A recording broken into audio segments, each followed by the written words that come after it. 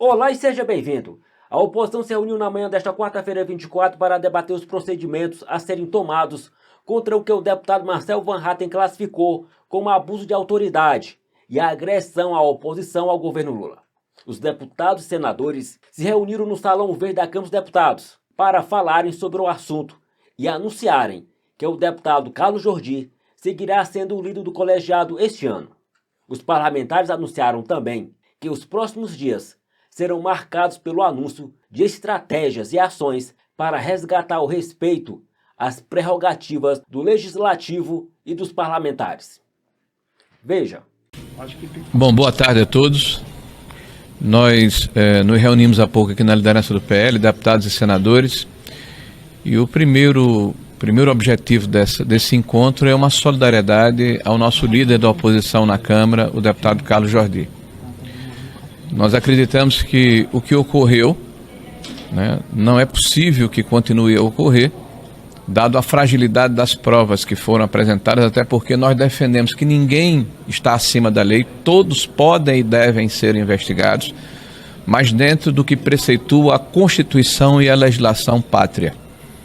Então a nossa solidariedade ao deputado Jordi, que lidera a oposição na Câmara dos Deputados e por isso tem um simbolismo, não só por ser deputado, por ser parlamentar, mas por ser o líder da oposição no nosso país. Então é muito grave o que está acontecendo, porque esse tipo de atitude dá a impressão de que se desumaniza uma parte importante da população brasileira que tem uma visão diferente a respeito do que é o Brasil, do que é o mundo, uma visão conservadora, uma visão de direita.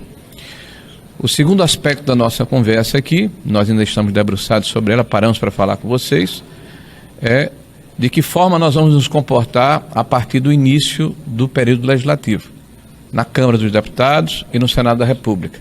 Vamos definir uma pauta institucional, no sentido de preservar e de fortalecer as prerrogativas do Parlamento brasileiro, que dentro do espírito constitucional da separação dos poderes é um pilar essencial, importante, que representa o povo brasileiro na nossa democracia liberal. E há uma evidente hipertrofia, de um poder sobre o legislativo, em cima do legislativo. Então nós vamos definir em conjunto aqui pautas que unem a oposição, a situação, que dizem respeito à preservação das prerrogativas e de como o parlamento deve funcionar nesse equilíbrio necessário entre os poderes da República, entre o legislativo, entre o executivo e o próprio judiciário, que deve ser inerte e deve ser árbitro das eventuais contendas que a sociedade apresenta, e não um propositor de ações como está acontecendo agora, como um padrão. Porque o que aconteceu em 2019 e que era uma excepcionalização, uma excepcionalidade, virou um padrão dentro do Supremo Tribunal Federal, onde dezenas de processos estão sendo abertos de ofício. E isso certamente desequilibra o processo democrático, inclusive da forma como eles estão sendo instituídos. E por fim, a nossa indignação, pelo fato de que a democracia brasileira necessariamente tem que ter um processo de tolerância para todos aqueles que, usando o livre-arbítrio e a sua capacidade de interpretar os fatos que ocorrem no nosso país, terem a possibilidade de se expressar livremente. E nós estamos vendo agora uma crescente de vozes que tentam cercear esse direito fundamental do cidadão brasileiro e que caracteriza a democracia. Eu vou passar aqui agora para o nosso amigo Jordi, que certamente vai falar a respeito da sua situação, mas também, principalmente, representando a oposição na Câmara e nos representando a todos nesse momento.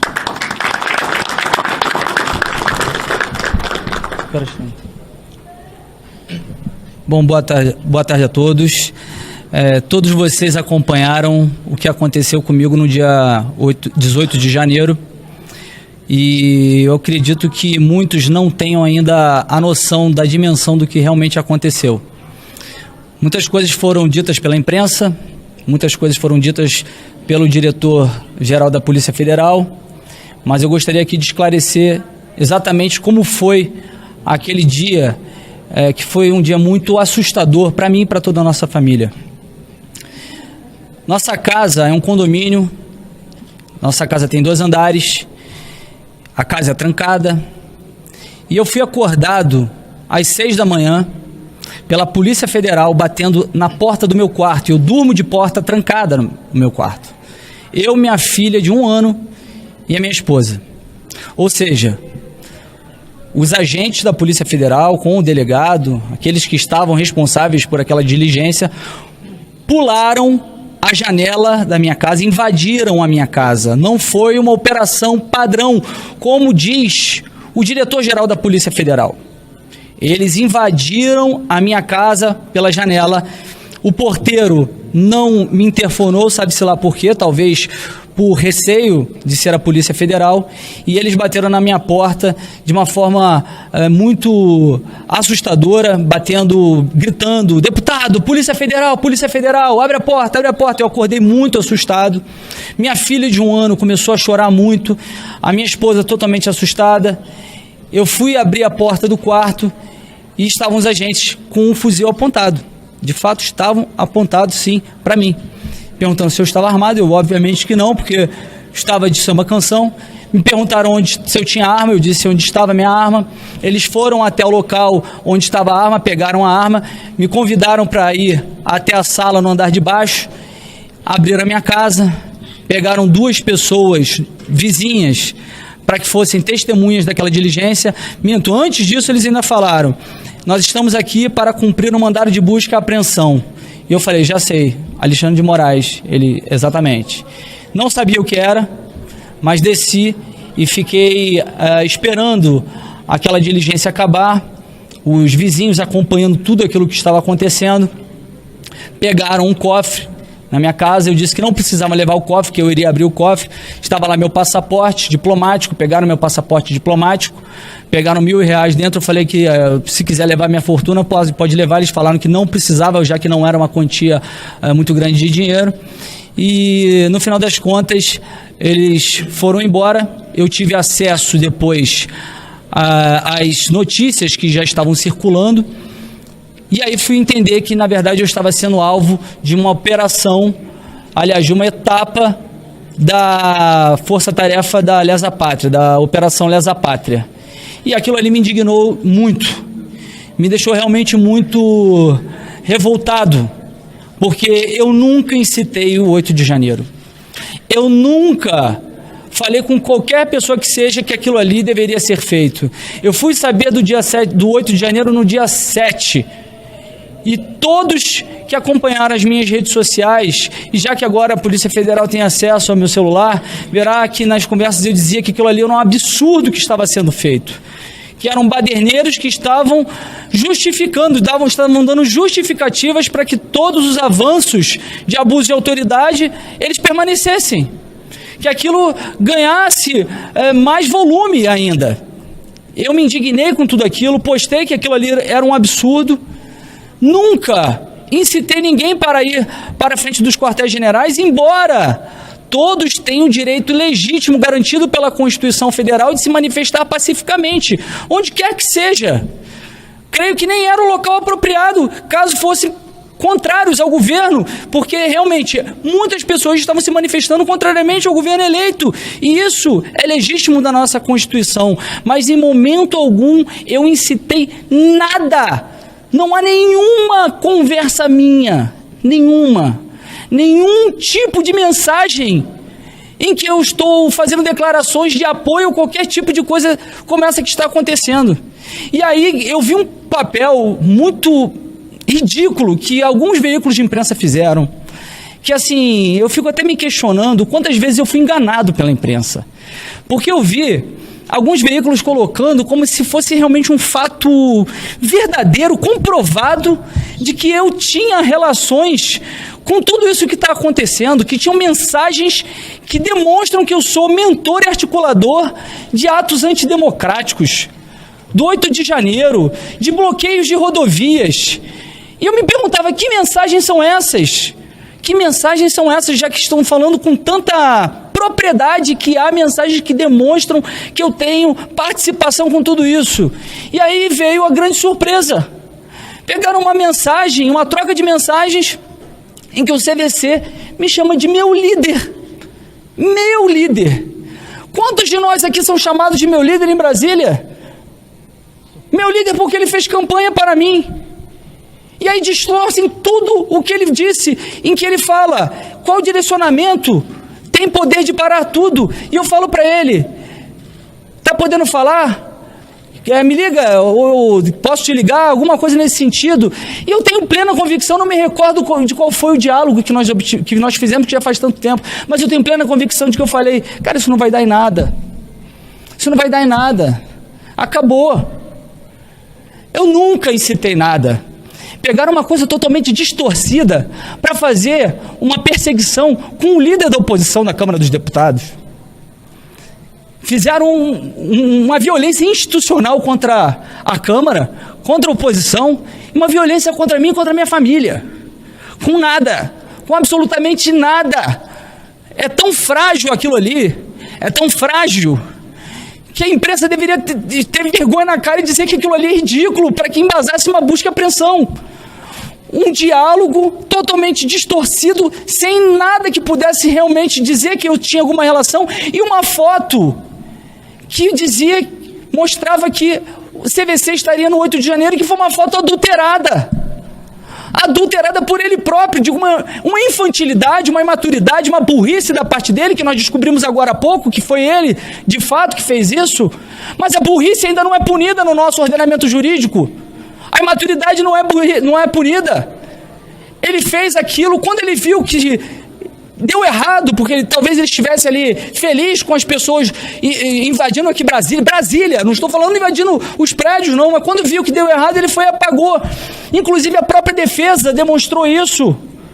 Quando demonstrou que aquilo era uma foto adulterada, que era uma foto da posse do Bolsonaro em 2019, e inclusive o GPS dele, demonstrando que ele ficou em Campos, a defesa conseguiu a sua soltura com a revogação da prisão. E sabe-se lá por quê? A juíza que assumiu depois esse caso lá em Campos, remeteu para o STF porque viu um deputado. Gente, é inacreditável o que nós estamos vivendo. Eu não tenho medo de justiça. Eu tenho medo de justiçamento. E não é medo por mim, é medo por todo mundo aqui. É medo pelo que está acontecendo no Brasil.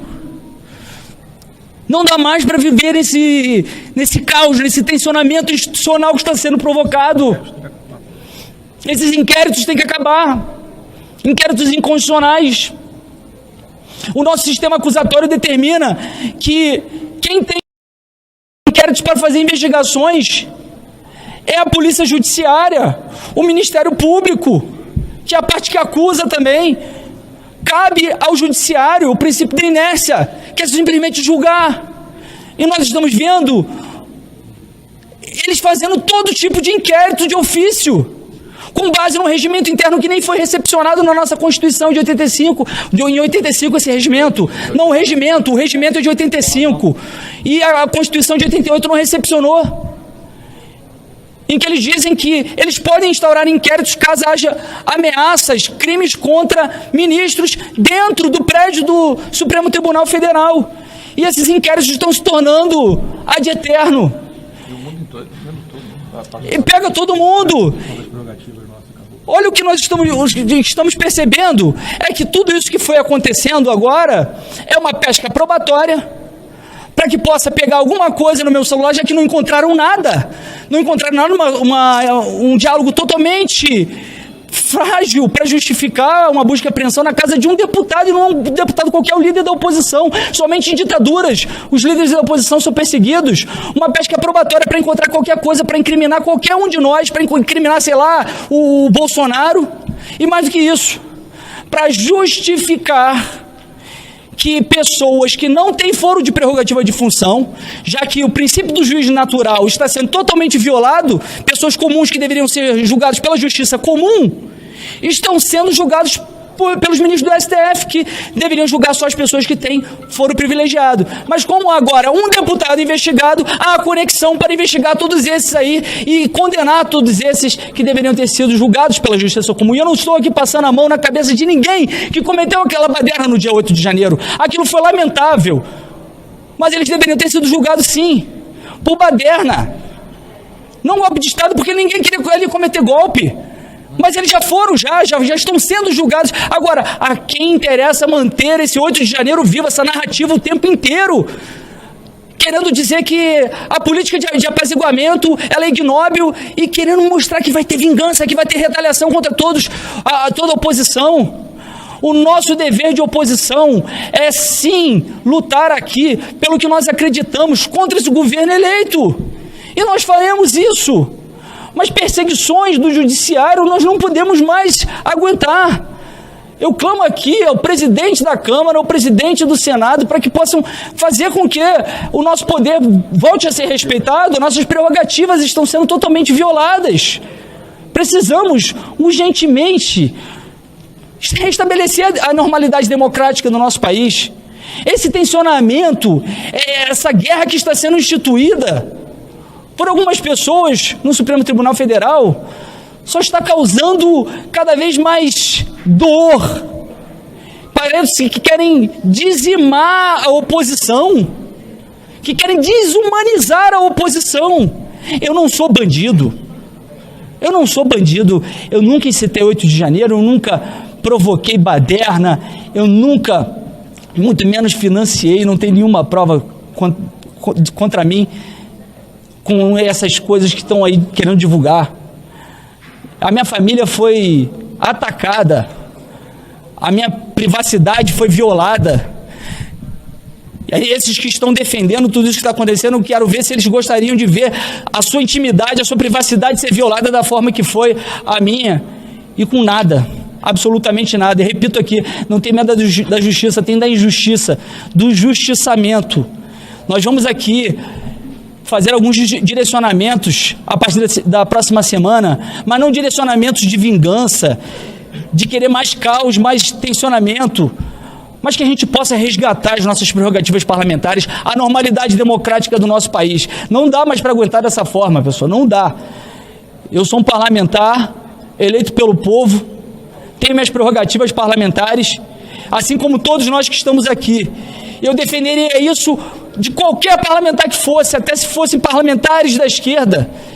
E o que nós estamos vendo são pessoas torcendo para que nós sejamos caçados de forma ilegal, inconstitucional. Não vamos mais permitir que isso aconteça.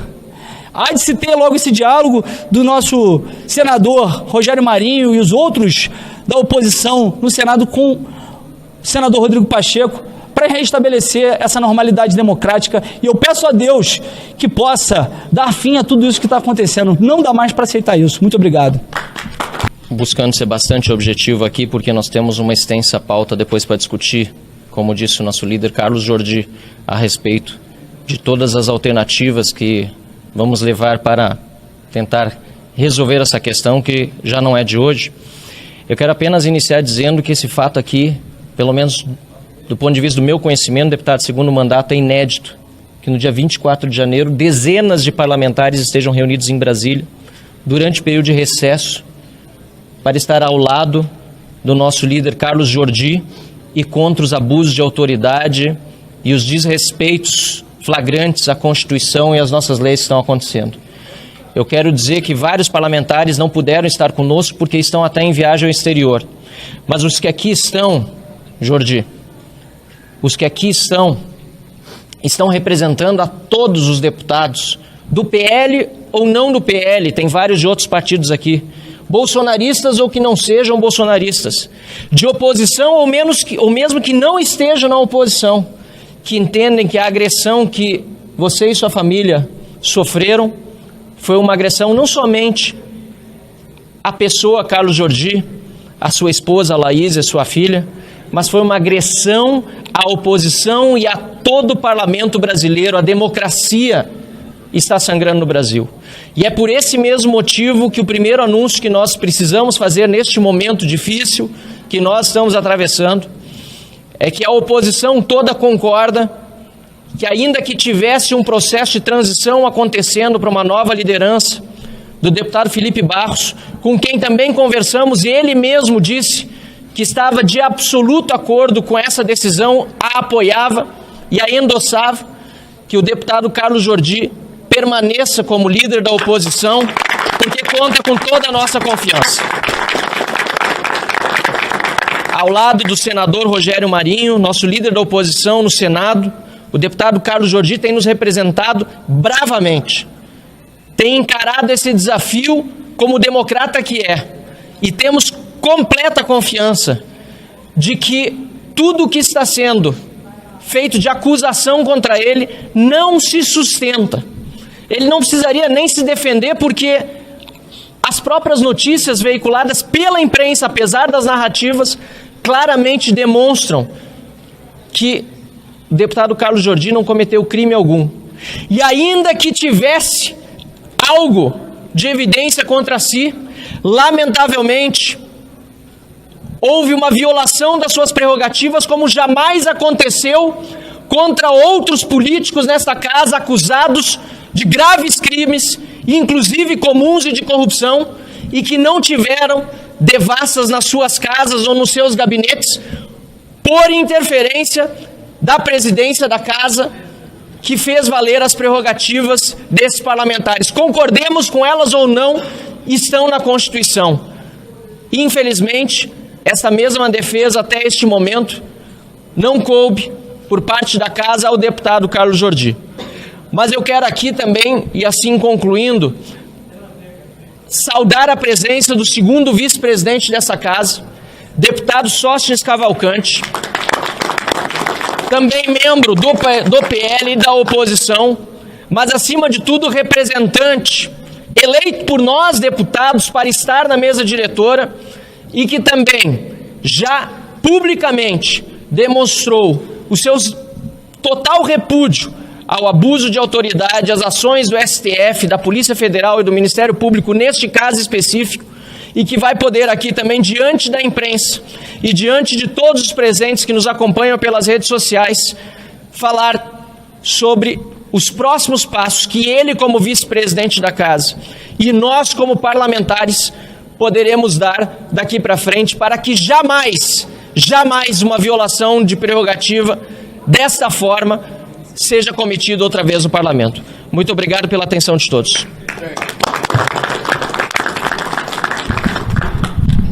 Boa tarde a todos. Inicialmente, me solidarizar também com o líder da oposição, o deputado Carlos Jordi, pelo ocorrido já de conhecimento de todos. Dizer que na democracia um dos princípios básicos constitucionais é a harmonia entre os poderes. É salutar e democrático que em toda democracia exista a oposição. Sem oposição não existe democracia. Lamentavelmente, já de alguns anos, alguns episódios que a posterior colocaremos toda esta cronologia claramente a vocês, nós estamos vendo um poder sobrepor sobre o outro. O que aconteceu com Jordi não é caso isolado, já é repetido, e para mim isso tem início muito antes de 2019, acho que começa em 2015. Para não dizer que este é um fato isolado com a oposição atual, recentemente nós tivemos uma decisão, e desta não do STF, mas também do Poder Judiciário, contra um parlamentar governista, que foi bloqueada a conta de R$1 milhão do deputado do meu estado, Glauber Braga. Para que não digam que este é um assunto somente da oposição. Há exageros contra a oposição, contra a governista, e o que está acontecendo aqui é um desequilíbrio dos poderes.